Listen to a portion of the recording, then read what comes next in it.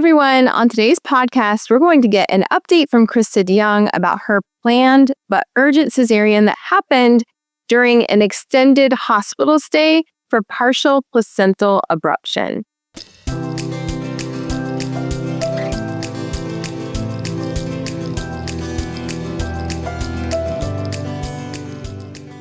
Hi, everyone, and welcome to today's episode of the Evidence-Based Birth Podcast. Today, I'm so excited to have Krista DeYoung back on the podcast to share her cesarean birth story.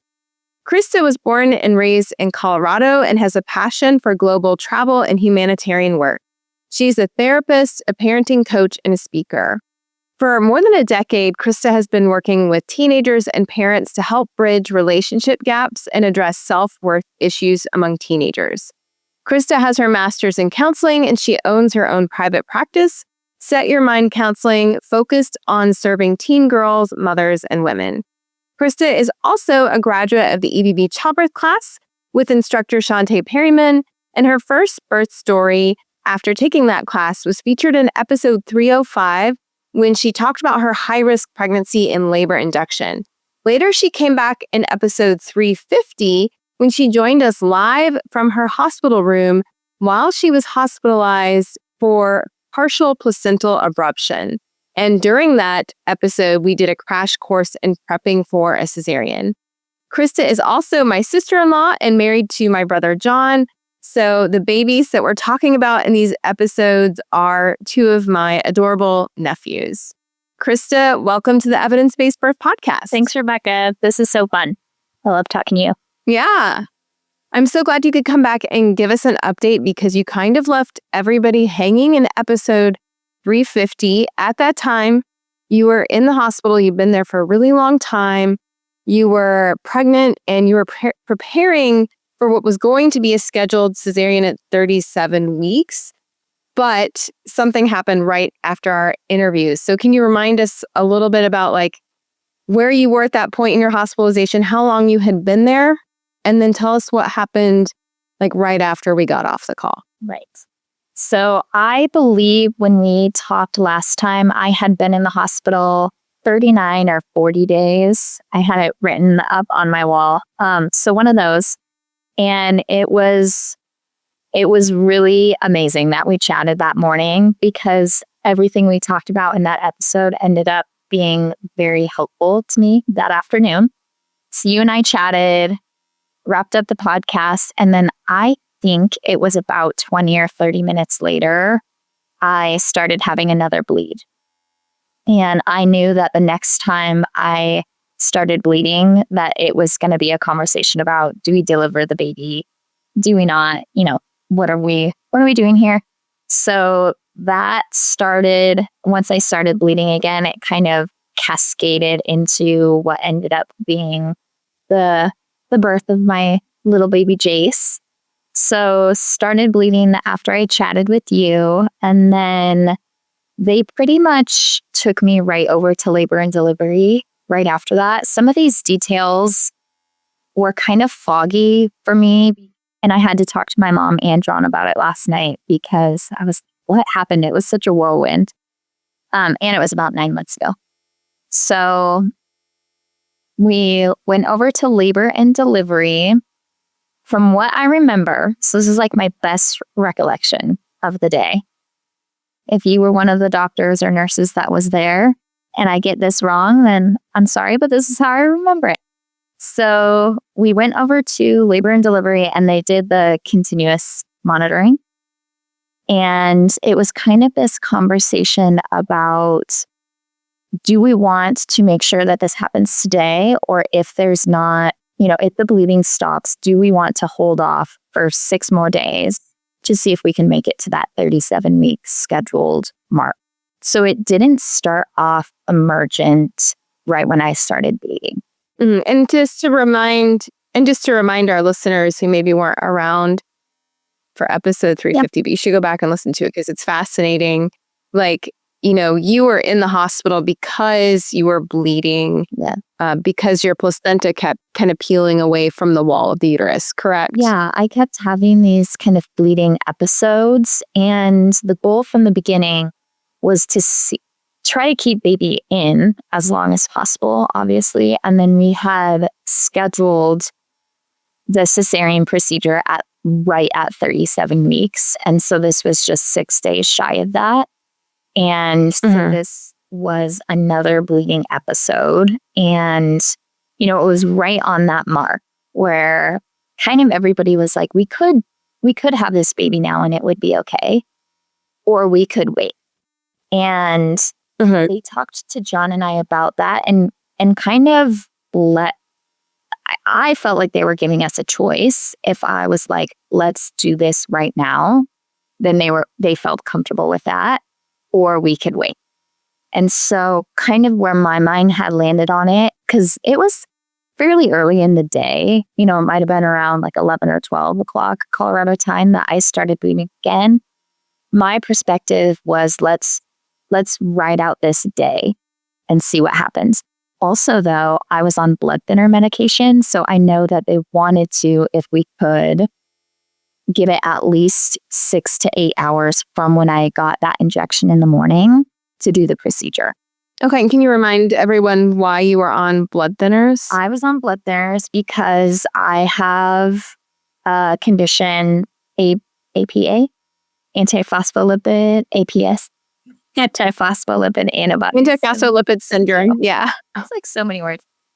Yes. So I was getting blood thinners daily for that. And so that was part of what made this tricky too, is kind of doing the calculation of blood thinners versus when we do procedure.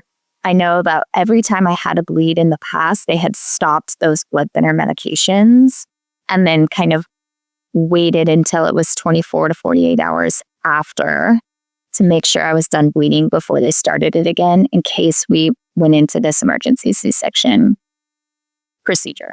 So that was one of the complicating factors as well. But right when I started bleeding, everybody was like, okay, no more food, no more drinking. We're going to prepare as if this might happen today. You and I had talked that morning. We did a crash course in preparing for cesarean, which is the second half of that podcast episode. We talked through cesarean birth options in detail because you'd never had a cesarean before. You had a vaginal birth the last time. And then after we got off the recording, you asked me to talk with John. So John called me and I gave him the same crash course over the phone. This is my brother, your husband. And he was like, yep, got it. And I was a little worried, like neither of you would retain like what I was telling you. But were there any things that stuck with you that you were like, oh, I would like this, or this, it made you think about different things, or I know what to expect now? Right. And yes. So you did that. And then you sent over a document that I think was something along the lines of like planning, kind of like birth plan. Like bullet points. Yeah. So truly thank God we had that conversation, because even as I was re-listening to our podcasts, you were asking me questions and I'm like, I have no idea. I had never thought about that. I didn't know this. Like I had not even considered birth plan options. And that conversation that we had was the only time my brain even thought about it. So I had a couple of hours, to ponder. It's like you just kind of assume I'm having this surgery and you don't realize that there's options. Yeah. And it was kind of one of those things where it was like, oh, it might happen now. It might happen in a few weeks. And then as it crept up and when we chatted, I was like, oh, this is happening sometime within the next 6 days. I need to think about some of this. So we did get to chat a little bit about it, but I don't think on that day, given everything that had happened, I didn't have these really strong preferences. My biggest thing was, let's get this baby out safe. And I was really concerned about talking to an anesthesiologist because I do not do well at all with fentanyl. And I get so sick and nauseous. So I just wanted to talk to him about that. And then I wanted to meet the doctors who were going to be there. Those were kind of my main preferences. And outside these were your priorities. Yeah. And the delayed cord clamping was kind of a bigger one. So I do think that the things that were kind of upmost. If I would have had more time, I would have, maybe wanted to curate a different environment or whatnot. But honestly, after being in the hospital that long, John and I both were like, come what may, let's just have a safe situation. But the fact that we got to talk about it was really helpful. And the part that was the most helpful was you kind of walking me through, there will be tugging and pulling. There will be use your grounding statements or have John give you encouraging words and comments. Like all of that stuff ended up being the most helpful. Okay. Yeah. So just remembering how to stay calm and centered. Yes. During the surgery and during the birth. Yeah. And then also, I think you feeling more empowered to talk with the anesthesiologist about the medications they would be using. Because I think we talked about that. Like there's medications that make you feel sick or sleepy, and you can have a conversation with them about what medications you prefer, what the side effects might be. Absolutely. And we came up with a plan together because he felt like using some form of fentanyl would be helpful. And so we're like, okay, we'll give, some nausea medication with it. And it ended up being fine. But yes, I think it allowed me to just think through what the experience might be. And I wasn't quite as shocked as it was happening. So you were on labor and delivery being monitored to see if this surgery needed to happen today or not. What happened next? So we kind of wrote out the day, and it was towards the evening time that they cleared me to eat. I want to say it was around, 6 or 7, sometime around dinner time. They cleared me to eat because we were like, if we're going to do this, it won't be till tomorrow. Looks like the bleeding has stopped. And I just knew. I knew in my gut that I should not eat. Like the minute she said it, I was like, no, this is happening. Maybe within the next 30 minutes, I started actually having contractions and having more bleeding. And that was really interesting because once I started having contractions and they were able to monitor it, then that's when it became more of like a rushed urgency situation. What it didn't ever feel, everybody did such a great job remaining calm, even if they weren't. If it was this big, high-level emergency situation, I was not aware of it. Although I could tell that they were like, all right, let's go. So they wanted me to get my mom there. And thank you for telling me that I needed another person there, because that's not something I would have thought about either.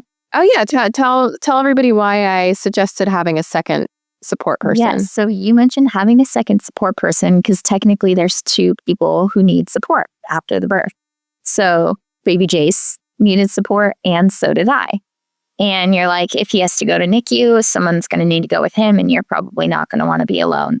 So I did have my mom there, but she lives 30 minutes away. She wasn't expecting it, so she had to get ready. We probably waited for her, 35 or 40 minutes.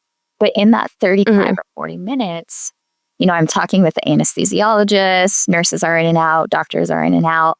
And they started to get pretty antsy, being like, where's your mom? How far away is your mom? Can you call your mom? Let's get your mom in here. And I get it now, but in the moment, I'm like, we just waited 40 days or 39 days, and now we're like, let's go. So and you're like, it's Denver. Everything's like an hour away. So that was kind of funny because I had just sat around for a month, and all of a sudden it's like, where is she? Let's do this. Let's go. Like, go time. Go. But they got me all ready. They gave John the little bunny suit. Is that what they call it? A little outfit for the OR. And what was really, really great, and I love that this happened, is one of the doctors that was in the room doing the procedure was a resident that I had seen, many times over my stay, Dr. Khan. And I felt very comfortable with her. And it felt like I had kind of like a friend in the room. So thank goodness that happened. That was just a blessing to me because I didn't know the other doctor, but I knew John. Mm-hmm. So my mom gets there and it was not even 5 minutes before they're like, okay, welcome. Thank you. Go wait in the waiting room. We're going. So we went back to the OR and they did, like, we were able to talk through some birth plan stuff. You know, do you want music playing? And Rebecca, I did not care about anything. I felt so neutral to the whole thing. My focus was just keeping my mind calm and keeping my body calm because it was freezing in that room. I could feel myself starting to get shaky. I just didn't want to emotionally escalate. I wanted to stay relaxed to the degree as quiet kind of as possible. Yeah. And the way that I did that wasn't through music and it wasn't through the setting. It was just me in my mind, just kind of honing in and trying to be serene in myself, if that makes sense. Yeah, you went inward, just like someone would in labor. Right. Which you were in labor as well. Yeah. And you'd been bleeding and having contractions. So it was a lot of stimuli. Yes. There was quite a bit happening. That's what I did was just remain calm. So do you want me to walk through kind of all of what happened? Yeah, walk us through the steps. So did you get an epidural or a spinal? And was John allowed to stay with you during that part? I do not remember if he was allowed to stay with me during that part. I think so. And I got what I believe is an epidural. It goes to the spine though, right? Is it in your back? It was probably an epidural because it lasted for a while after the surgery, yes, right? Okay. Yep. Yes. So they did that. I met everybody in the room. They did all introduce themselves, which was great. And it went really smooth and really fast. And I appreciated they did kind of walk me through what was going on, but I felt that they shared relevant information, not every little detail. I didn't realize how much tugging and pulling that there would be. I know you mentioned it, which was good. So I just kept holding on to Rebecca said I would feel tugging and pulling. But not pain. Right, but not pain. So that was something that I was thinking of. Does this hurt?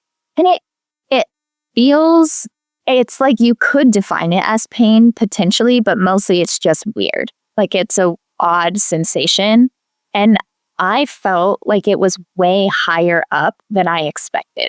I felt it all the way up kind of at the top of my ribs. I don't know. That's normal, but I'm wow, they are in there. They're in there. So that was unexpected. When they got Jace out, they're wow, he has a lot of hair. Did the other one have a lot of hair? Did Eli have a lot of hair? And I don't know. I don't remember, but Jace did come out with a full head of hair, which is great.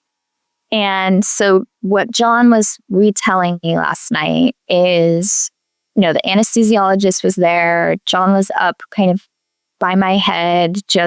He stayed pretty quiet, which was great. Because I just needed to stay focused. And John could be chatty sometimes. Totally. So. And he just did such a great job being, attuned to the moment. And he was there. The anesthesiologist was there. I think the anesthesiologist had maybe an assistant or a nurse with him, and they both were great.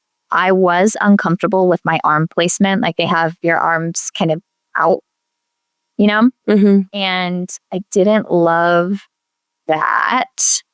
So that was one of the things that I was just kind of walking myself through is this is temporary. It's going to be okay. This discomfort, is not going to last forever. I did ask the nurse to kind of move my arm, to rotate it. It was just in a goofy position. At one point, I have a lot of neck issues. I just hold stress in my neck. And so I could feel my neck just tensing. I could feel the knot coming in. And I just started focusing on my neck. And I was it's okay. you don't have to do this right now. Like we are safe. We don't need to do this. And I just was visualizing, because you had mentioned like visualize a safe place or all that. I was just visualizing God in the room with me and calming lights and all of the things. And I genuinely, this has never happened before, but I felt that knot kind of release and relax. I was like, praise the Lord. Okay. So that was really lovely.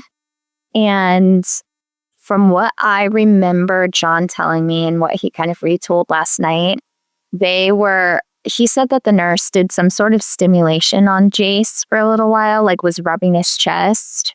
I don't know what that would have been focusing on. I think they were making sure his oxygen levels were good, his temperature was good. They did bring him to my face for a second, I think. I don't totally remember. I was really inside myself, trying to stay calm. And once I knew he was safe, I really was just focusing on myself, my body, as they were, putting all the pieces back together, sewing everything up. I was like, baby's good. John's got baby. He's good.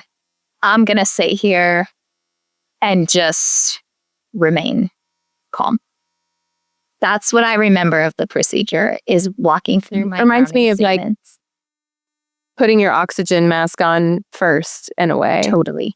Yes. I wanted to just, I don't know, get through the procedure. And I don't remember, maybe because I was remaining calm and focusing on my emotions, focusing on those grounding statements, I really don't remember it being a bad experience. I remember the tugging and pulling being uncomfortable. And I remember being like, this is a lot really fast. Like this is an intense moment, but it's okay. And then when they like roll you off of the little operating table onto the bed that they take you away in, that was a really odd sensation. They're like, okay, we're going to roll you now. I remember that just was weird, but funny. I feel like I kept my spirits up during that procedure. And the doctors and everybody were great. So it ended up being, even though it was quick, it ended up being, I think, pretty smooth. Does that sound like it was pretty smooth? Felt like it was pretty smooth. Yeah. Yeah. And I think I mentioned earlier you had an epidural if it lasted, but it was probably what we call a combined spinal epidural, where they give you the spinal injection first and then thread the epidural in so that it can stay and give you more lasting pain relief, because the spinal works like within a few minutes, whereas with an epidural, you'd have to wait like 15 or 20 minutes for it to kick in. And they were probably in a hurry. So probably didn't. They were in a Yeah. And I have a couple questions. One is, what were some of the grounding statements you were saying to yourself? I don't remember specifically the grounding statements, but just knowing myself, I imagine I was saying things like, you are safe. Your baby is safe. You're with an excellent qualified team. This is not going to last forever. This discomfort is temporary. I think I did a lot of, I do remember this, like very intentional breathing. Deep breaths, because your body responds to your breath. If you're kind of breathing really, really short, fast breaths, that sends the message to your brain sometimes that we're in fight or flight and this is a dangerous situation and your brain is not getting enough oxygen. So slowing it down, giving your brain oxygen and breathing in a way that would send signals to your brain that like, this is okay.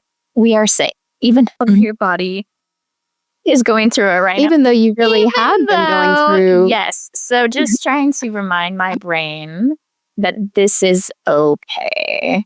So that's the kind of stuff I was really, really focused on, and trying to keep my muscles loose and not letting myself totally tense up, because that's what I wanted to do. It wanted to be like, whoa, what is happening? So I feel like I really focused on letting my mind, like this strong, calm leader part of my brain, take over in that moment. and just like calmly guide other parts of me that were, nervous or dysregulated. That's really helpful. What happened next? Did you have to recover separately than Jace? Did he go to the NICU and you two get split up temporarily? Yes. So they brought me to kind of a temporary recovery room. And they did bring Jace in there for a second, like a very, very short moment. They brought him in, I think, to do some skin to skin to see if it would regulate maybe his oxygen level or his temperature. I don't remember exactly what it was. Mm-hmm. But they brought him in, and I did get to do just a hot second of skin to skin and see him, which was great. And then they're like, how did that feel when you were holding him on your chest? It was so great. And he was just itty bitty. So I'm glad we got that moment, even though it was short, because then the nurses are like, this is not working. We have to get him to the NICU. So he did end up getting taken to the NICU, but I got a moment to see him and be with him before they took him, which was wonderful. And then a little bit later, they rolled my bed over into the NICU, and we did this like little pit stop at the NICU to see his room, see him, and then they rolled me like to my room. You were in a stretcher and they rolled you into where he was? Yeah, like in the hospital bed. Yep. And they rolled me down the hall into the NICU, said, hi, this is where he is. And I met the NICU nurse. And then we rolled away into my That's incredible. room. Isn't that great? I know. So how was your postpartum recovery then, both immediately and then after you went home? Definitely has ups and downs, probably as, every postpartum recovery does. I really don't love taking medication. I was kind of stubborn about this in the hospital. So that initial time, you have the epidural still, or you're like numb. For a few hours. Yes, for a few hours. Yeah. So it was great. And then I did not want to really take the oxycodone that they gave me. It was like rotating between oxycodone and Tylenol, I think. And I don't take Advil because I have Crohn's disease. So it can trigger flares and just aggravate my gut. So I remained fairly unmedicated for the whole time. I'm sure I took a few of the oxycodone throughout my time, but I really remember not doing that. And then even when I got home, I'd take like half of the Tylenol. So part of what made it hard for me is that I was experiencing like the full force of the pain that came with it. And I remember John and I were in the hospital room and they're like, we want to do something lighthearted. Let's watch, this comedian's Netflix special. And we had to turn it off because it hurt so bad to laugh. I'm like, this is so what I want to be doing right now, but I can't because laughing is painful. I did not want to leave the hospital. I don't know what the average discharge time is, maybe 2 days or something. Insurance covers up to 4 days before they evict you. But when given the choice, like I just was not ready to leave. I wanted to be there with Jace, but also I was like, I've been here. Like this feels comfortable to me now. Like it just felt very overwhelming to go home. Even though part of me obviously wanted to go home, it just felt like everything was different. And at that point, like I knew people at the hospital and I was settled in and I'm like, I live here now and I'm not leaving. So that was something that I actually did not expect. The fact that I was really hesitant to leave the hospital. Yeah, that's an interesting observation because I could imagine it could go either way. Like some people who've been stuck in the hospital for a month would be like, I'm leaving whether or not you agree with me, I'm out of here. But you were like, I live here now. I was like, I live here now. And then on the 4th day when they're like, okay, you have to leave, I felt really intimidated to go home. and Mhm. sad. Like part Because you have a small child at home to take care of as well. Exactly. Yeah. It felt like a lot to leave. Now I have to do this on my own without my care team. And I know that that's a common feeling anyway, when you're like, oh, I can't take my nurses with me. What? So part of me knew like it was just the closing of a chapter, even though it was a hard experience being an antepartum. I think part of me really is grateful that I got that opportunity, as odd as it sounds. Like I got the opportunity to meet wonderful people, to take some time to just relax, breathe, rest. Yeah, I don't know. That was interesting. The great part about it, so Jace ended up being in NICU for 7 days. He was on oxygen, and it was varying levels of oxygen, and I can walk you through his NICU experience. But what ended up being kind of wonderful is I got to go home a few days before bringing him home.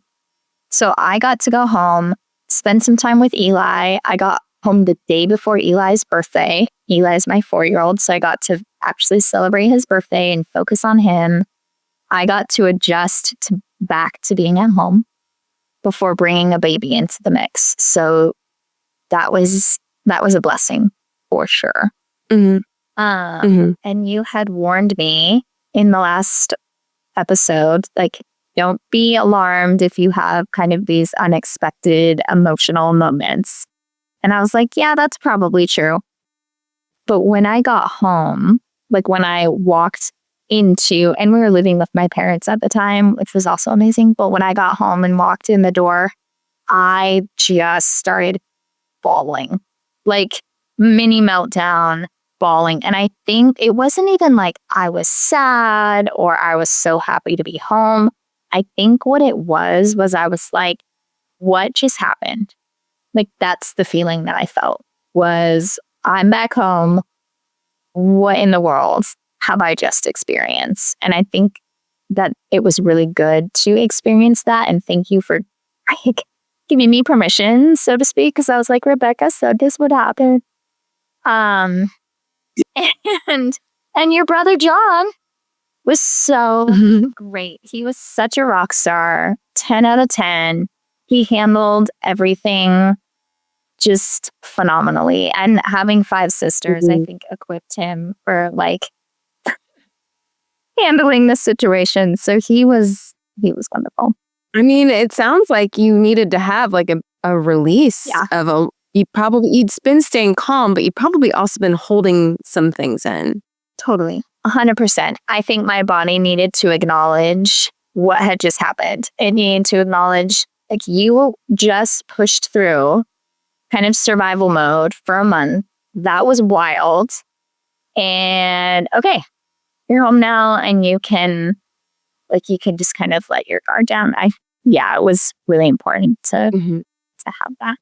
And how was it trying to, get Jace off of oxygen so he could come home, or did he have to come home on oxygen? What happened with that? They thought that he would be off of oxygen, a handful of times while he was in the NICU, but he never, during his oxygen tests that they were doing, he really just never stabilized. So they did end up sending him home on oxygen, which was very intimidating for me. Like, I didn't want to leave the hospital, but then I really didn't want him to leave the hospital. Like, when they were talking about discharging him and all of this, I had like an ugly cry, very uncharacteristic meltdown in the NICU when I was talking to the doctors. Like, I think it was similar to the emotional release that I had when I went home. Is in the NICU, I was like, I am so scared to bring this baby home. I'm so nervous. Like, I feel like I'm a wreck. And now I have to bring him home, and I have to bring him home on oxygen. And what do I do? And like, I remember asking them, like, can you just keep him? Can he stay? And then I'll like come back later. That's how I felt. I was like, y'all keep the baby. I'll pick him up when he's 1. Like, I was just not ready to bring him home. But we brought him home, and my mom spent her whole career as a pediatric nurse. She's a pediatric RN. So that really helped. She was able to help me remain calm about oxygen. And once we got the hang of it, it was okay. It was okay. Yeah. Yeah. He ended up being on oxygen a few months. We didn't get him off as soon as we wanted. There was something with maybe like scheduling or equipment delivery or something. He ended up being on oxygen a handful of weeks longer than he might have needed to be. But when he was... Right. They couldn't get the testing done. Yes. They couldn't get the testing done. They didn't have the equipment. And then we had to wait a week for the equipment. And then they rented it out to someone else. So yes, that's what it was. We just couldn't do that final test that they needed to do. And then when he was off of oxygen, he did great. How did feeding go with him? Feeding was fabulous in the beginning. Like I would say the first 3 months, he nursed really well. And we did bottles here and there for John to be able to feed him. And then we moved. And I don't know if I, just in the mix of moving and having my schedule mess up, if I was, giving him bottles more than I had been in the past. But at this point, like from then on, so probably 3 or 4 months on, he will only take a bottle now. So I have been pumping my life away for months. And there's been times in there that I've tried to retrain him to nurse, and it's just not happening. And actually, so he'll be 10 months old in maybe a week or two.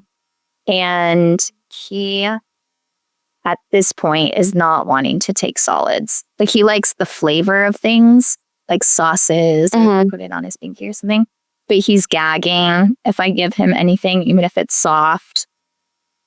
He'll throw up. So I emailed his pediatrician. I have a speech therapist person coming over to do an eval. So that's where we're at with feeding as of now. But he started off great. I don't know what happened.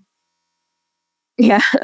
Well, it's something, though, to remember, and we'll put the links in the show notes to some of our episodes about having a baby in the NICU is, feeding, oxygenation, those things are common issues. And then it's really interesting. I'm sure parents have a wide range of emotional experiences with really wanting to take their baby home and then being afraid to take their baby home because, then you're the sole ones responsible for their care. But then also that their care doesn't end after they're discharged. Like a NICU baby needs follow-up and they need evaluations and they might need extra support because of the timing of their birth. Yeah. Yeah. And I think as I reflect on this, we've all done this where you'll say something or have a moment where you're very passionate about something. And then once you get it out and you verbalize it, then that emotion kind of tamps down and you're able to revisit it a little bit later and be like, actually, I do feel okay. Or actually, there's this. So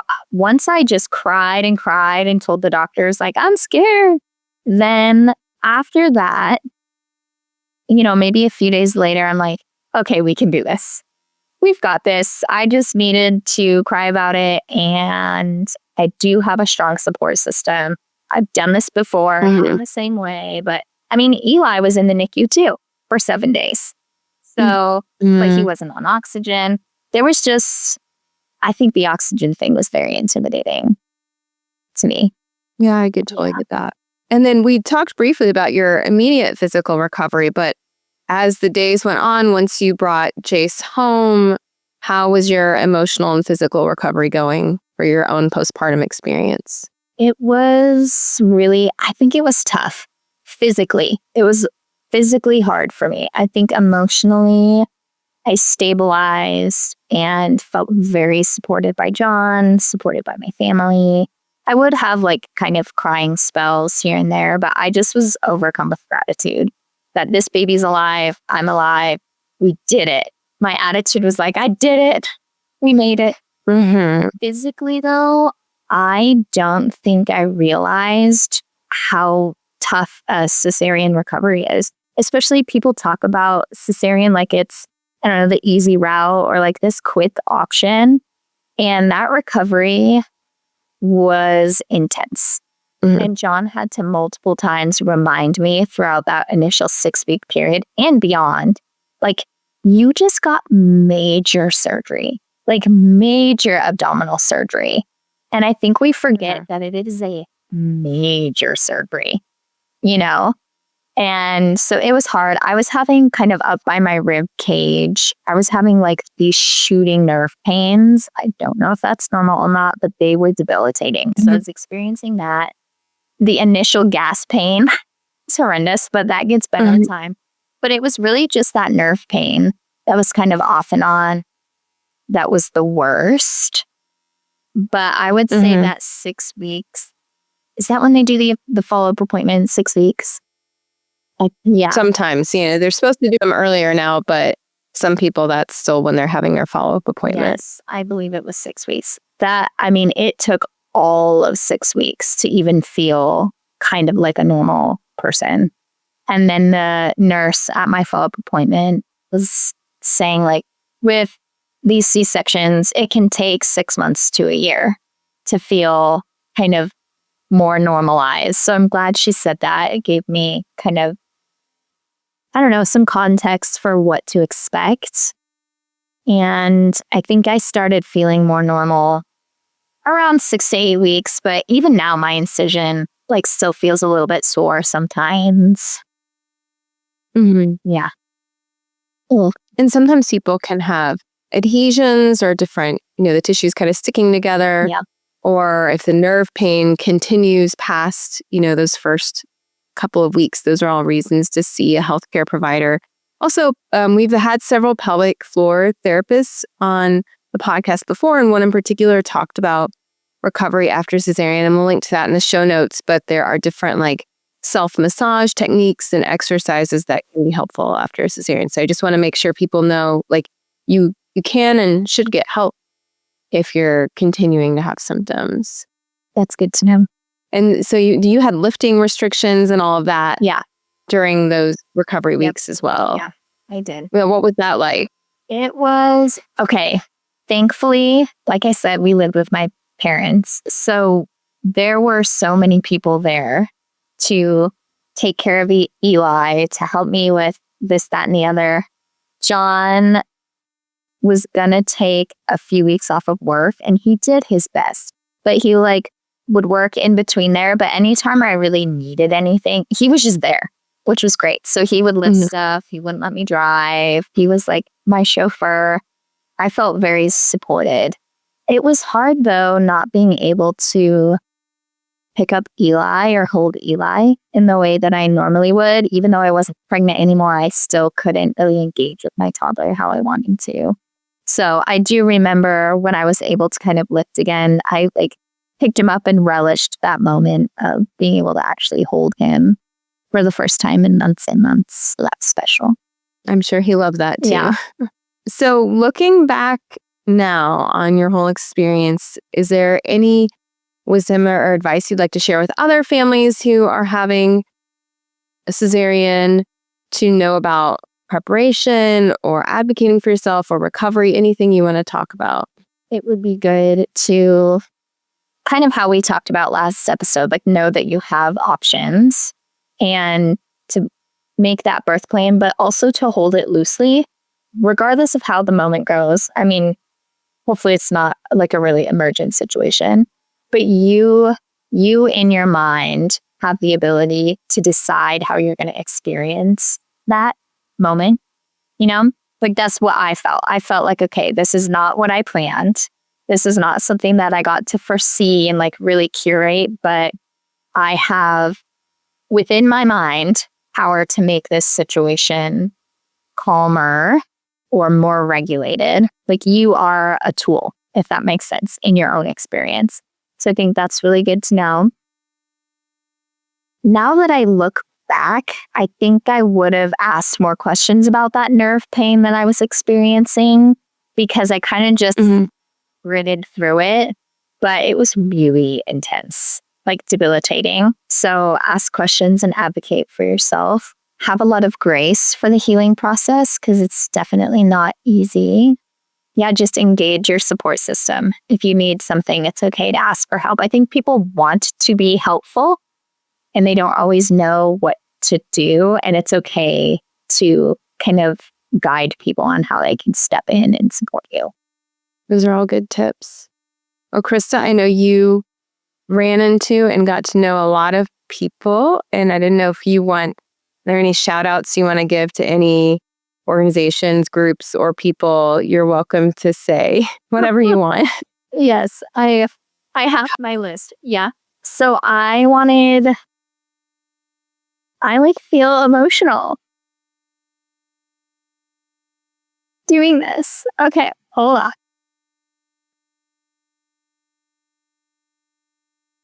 Okay, I want to shout out to St. Joe's Denver because you guys are champions and that experience was crazy. Like being in the hospital for months on end is wild. And also being a nurse is not easy. Like I watched you guys do your holidays at the hospital. And I watched you guys have to be away from your families in the same way that I was. And all of you stayed very positive. And if you were ever like panicked or sad or upset, like you didn't let it show and you were just very, very loving. So shout out to the whole MFM team, Dr. Swank and friends at St. Joe's, and obviously Dr. Sophia Khan, who did my delivery. Thank you for waking me up at 5 a.m. so many times, but then also taking good care of me. And then I wrote down all of my like antepartum nurses, and the reason I did that was because like I had a lot of time on my hands and I wanted to get to know you guys, but also I wanted to make sure that I was intentionally like praying for you and trying to be like a good support for you. And so this is not an extensive list. It's mostly, but if I forget anyone, I'm so sorry. I love you too. But shout out to Carrie, Heather, Michelle, Kathy, Melissa, Serene, Chandra, Katya, who I did not get to say goodbye to, but goodbye and thank you for everything.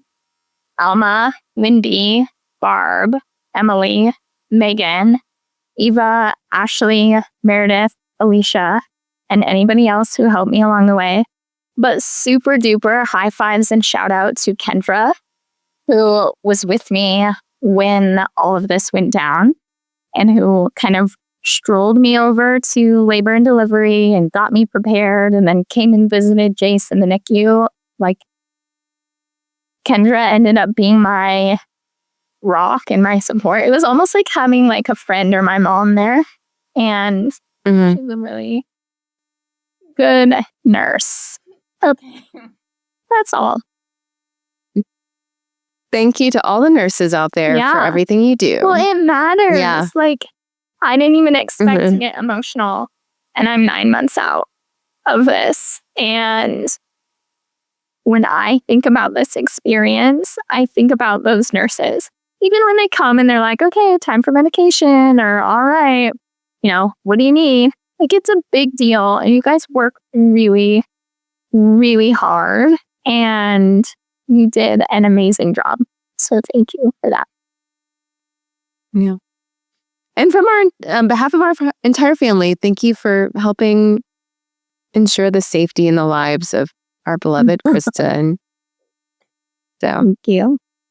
Yes, we appreciate all the nurses at St. Joe's in Denver. Thank you. Thank you. Yeah.